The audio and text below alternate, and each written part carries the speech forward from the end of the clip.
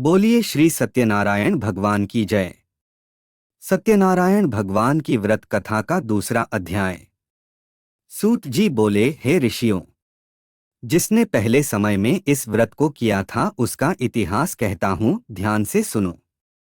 सुंदर काशीपुरी नगरी में एक अत्यंत निर्धन ब्राह्मण रहता था।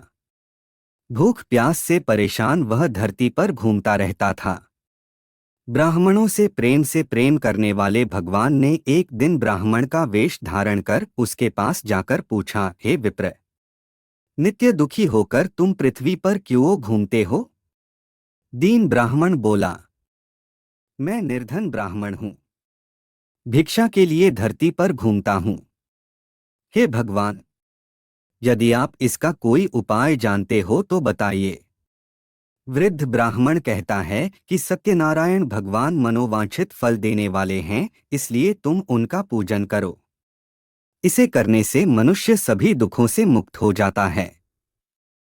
वृद्ध ब्राह्मण बनकर आए सत्यनारायण भगवान उस निर्धन ब्राह्मण को व्रत का सारा विधान बताकर अंतर्धान हो गए। ब्राह्मण मन ही मन सोचने लगा कि जिस व्रत को वृद्ध ब्राह्मण करने को कह गया है, मैं उसे जरूर करूंगा।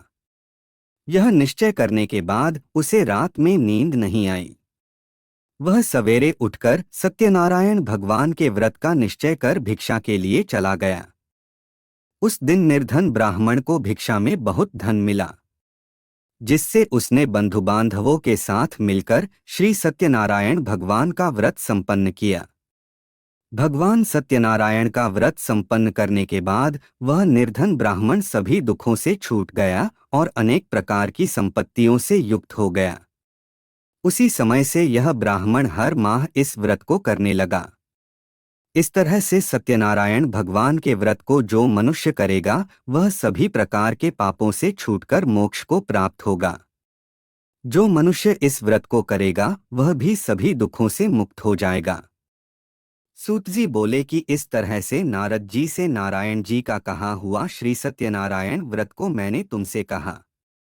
हे विप्रो, मैं अब और क्या कहूँ? ऋषि बोले, हे मुनिवर, संसार में उस विप्र से सुनकर और किस किस ने इस व्रत को किया, हम सब इस बात को सुनना चाहते हैं।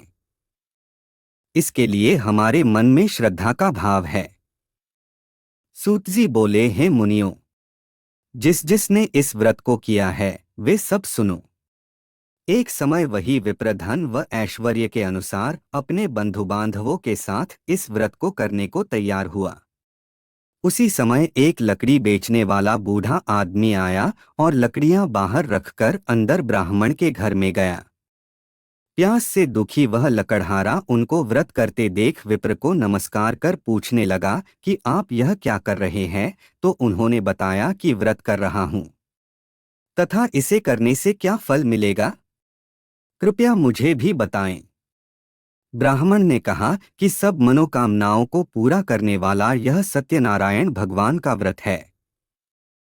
इनकी कृपा से ही मेरे घर में धन धान्य आदि की वृद्धि हुई है। विप्र से सत्यनारायण व्रत या के बारे में जानकर लकड़हारा बहुत प्रसन्न हुआ।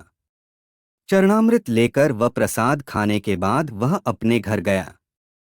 लकड़हारे ने अपने मन में संकल्प किया कि आज लकड़ी बेचने से जो धन मिलेगा उसी से श्री सत्यनारायण भगवान का उत्तम व्रत करूंगा। मन में इस विचार को ले बूढ़ा आदमी सिर पर लकड़ियां रख उस नगर में बेचने गया जहां धनी लोग ज्यादा रहते थे। उस नगर में उसे अपनी लकड़ियों का दाम पहले से 4 गुना अधिक मिलता है। बूढ़ा प्रसन्नता के साथ दाम लेकर केले, शक्कर, घी, दूध, दही और गेहूं का आटा ले और सत्यनारायण भगवान के व्रत की अन्य सामग्रियां लेकर अपने घर गया। वहां उसने अपने बंधु बांधवों को बुलाकर विधि विधान से सत्यनारायण भगवान का पूजन और व्रत किया। इस व्रत के प्रभाव से वह बूढ़ा लकड़हारा धन पुत्र आदि से युक्त होकर संसार के समस्त सुख भोग अंत काल में बैकुंठ धाम चला गया। बोलिए श्री सत्यनारायण भगवान की जय।